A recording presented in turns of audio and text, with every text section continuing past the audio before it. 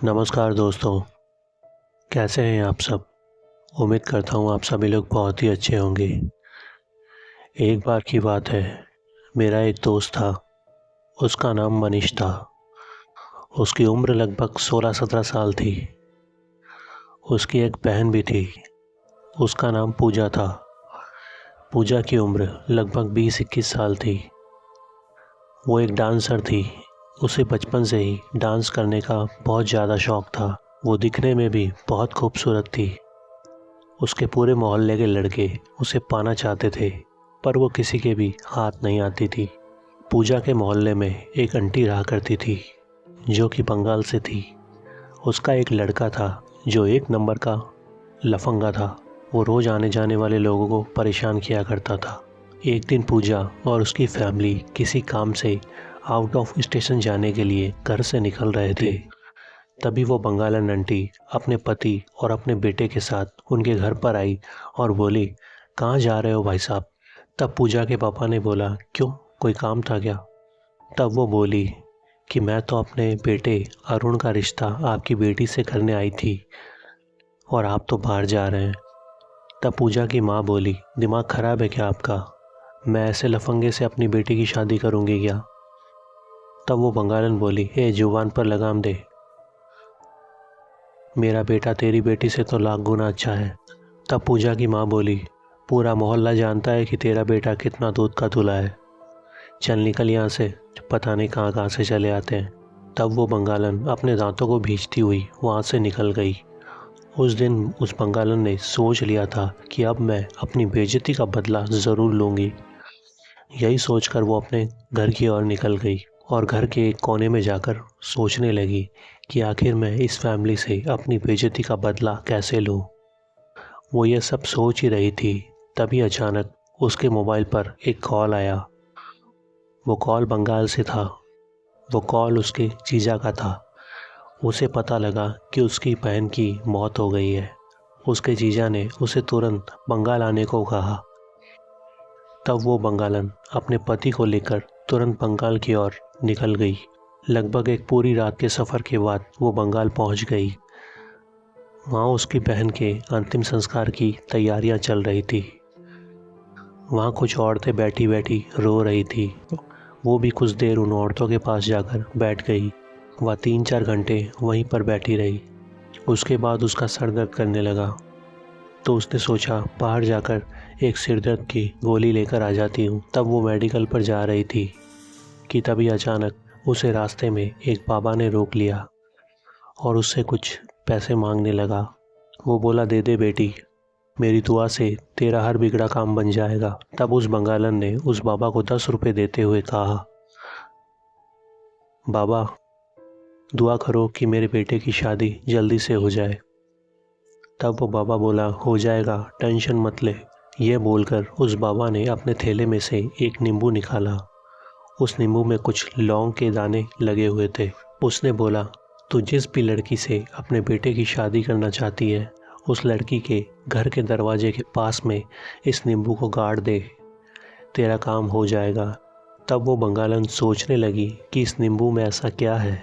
वो सोच ही रही थी कि तभी वो बाबा बोला, ज़्यादा सोच मत, एक बार आजमा कर तो देख, फिर तुझे पता लगेगा कि इस नींबू में कितनी शक्ति है। मेरा वार कभी खाली नहीं जाता।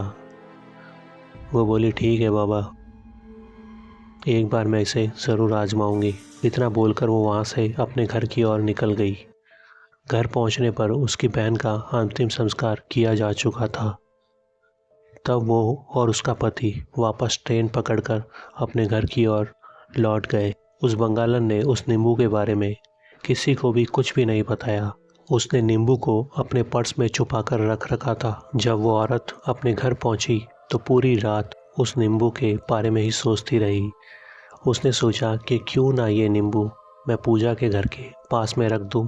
वैसे भी मेरा बेटा उस लड़की से बहुत प्यार करता है और उसी से शादी करना चाहता है। तब यही सोचकर उसने दोपहर के 3 बजे उस नींबू को ले जाकर पूजा के घर के बाहर गाड़ दिया। उस बात को लगभग 1 हफ्ता बीत चुका था। उस नींबू को गाड़ने के बाद पूरे मोहल्ले में किसी को भी पूजा दिखाई नहीं देती थी। तब उस बंगालन ने सोचा कि क्या बात है, आजकल पूजा दिखाई क्यों नहीं देती, कहीं मेरे नींबू का कोई गलत असर तो नहीं हो गया है। तब उसने अपने पड़ोस में रहने वाली सुषमा से पूछा, आजकल वो लड़की पूजा दिखाई क्यों नहीं देती, क्या बात है, उसकी शादी तो नहीं हो गई। तब सुषमा उसे बताती है कि वो लड़की आजकल सिर्फ बिस्तर पर लेटी ही रहती है। उसके घर वालों का कहना है कि उसके शरीर पर किसी चुड़ैल ने कब्जा कर लिया है। तब वो बंगालन समझ जाती है कि यह सब उस नींबू के कारण ही हो रहा है, लेकिन वो किसी से कुछ नहीं बताती। उल्टा मन ही मन खुश होने लगती है कि अच्छा हुआ उस दिन उसकी माँ बहुत बोल रही थी मेरे सामने, अब अपनी गलती की सज़ा भुगतो। वहाँ पूजा के घर वाले पूजा की हरकतों से बहुत परेशान हो जाते हैं। पूजा दो दो आवाज़ें निकालने लगती है। वो अपने बालों को खोलकर अपनी मुंडी को गोल गोल घुमाने लगती है। वो खाना पीना सब कुछ छोड़ देती है। वह सूख कर एकदम कांटे की तरह हो जाती है। वो कभी कभी बीच में बोलती रहती है, मम्मी मुझे बचा लो, ये मुझे मार डालेगी, मम्मी मुझे बचा लो, ये मुझे मार डालेगी। फिर वापस एकदम चुप हो जाती है और ज़ोर ज़ोर से हंसने लगती है। तब पूजा के पापा अपने गांव से एक बाबा को अपने घर पर बुलाते हैं। वो बाबा संतोषी माता का बहुत बड़ा भक्त होता है। उसने पूजा के घर में कदम रखते ही बता दिया, ये कोई ऐसी वैसी चुड़ैल नहीं है, बल्कि ये बहुत ही खतरनाक चुड़ैल है। इस पर काबू पाना हम इंसानों के बस की बात नहीं है। इस बच्ची को बचाने का एक ही तरीका है कि हमें माता को खुद यहाँ पर बुलाना होगा। माता खुद इस चुड़ैल का विनाश करेगी।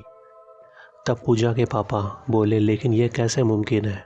तब वो बोला, हमारे गांव में जो संतोषी माता का मंदिर है, वहाँ से जलती हुई जोत हमें यहाँ पर लानी होगी।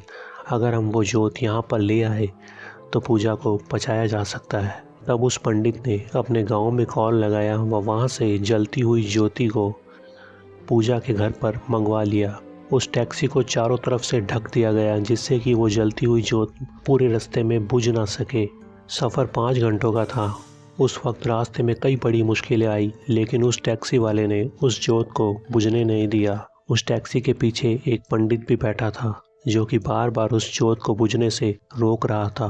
वो बार बार अपना हाथ उसके ऊपर रख देता था, जिससे कि वो जोत बुझ ना सके। आखिर 5 घंटों की कड़ी मशक्क़त के बाद वो ज्योति पूजा के घर पर पहुंच ही गई। जैसे ही वो जोत पूजा के घर के अंदर एंटर हुई, पूजा ज़ोर ज़ोर से चीखने चिल्लाने लगी, जैसे कोई उसे मार रहा हो। पूजा के मम्मी पापा बहुत ज़्यादा डर गए। पंडित जी ने उन्हें पूजा से दूर रहने के लिए ही कहा, उन्हें पूजा के पास नहीं जाने दिया। थोड़ी देर बाद पूजा अचानक बेहोश होकर बेड के ऊपर गिर गई। वो पंडित जी पूजा के पास गया व पूजा के मुंह पर गंगाजल छिड़कने लगा। तब पूजा की आंख खुली। उस वक्त पूजा ने रोते रोते अपनी माँ को कसकर अपने सीने से लगा लिया। फिर पंडित जी ने उसके घर में हवन किया। उस दिन के बाद पूजा को किसी भी भूत प्रेत ने कभी परेशान नहीं किया। कुछ वक्त बाद पूजा की एक अच्छे लड़के से शादी भी कर दी गई। उसके बाद पूजा एक खुशहाल जीवन जीने लगी और आज तक पूजा को किसी भी भूत प्रेत ने कोई भी तकलीफ नहीं दी है। इस तरह से संतोषी माता ने पूजा की ज़िंदगी बना दी। तो दोस्तों, उम्मीद है कहानी आपको अच्छी लगी होगी। अगर अच्छी लगी है तो वीडियो को लाइक करें, कमेंट करें और चैनल को सब्सक्राइब करना ना भूलें। मैं मिलूँगा आपसे ऐसी किसी नई वीडियो में। तब तक के लिए बाय बाय।